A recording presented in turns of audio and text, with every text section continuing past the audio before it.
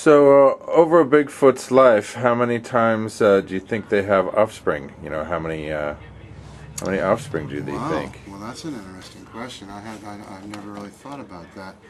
Um, Geez, I guess you'd have to look at ape and human models, I suppose, to get some idea.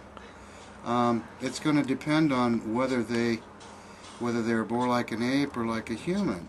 Um, we know, for example, that chimpanzees, they definitely have an estrus period. They have a certain time when they come into season, and when all the males will be very active, and they will then have young and care for them for a while.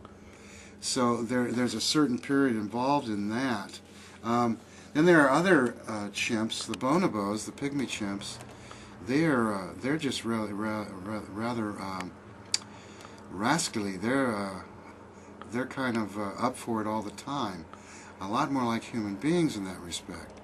So I mean, if the Bigfoot are more like humans and bonobos, where they're ready to have sex all the time, anytime, well, then that would certainly indicate that they would be much more likely to have a greater number of children than an animal that has a certain particular mating season, because they could have more overlap in the raising of the children as a result of that.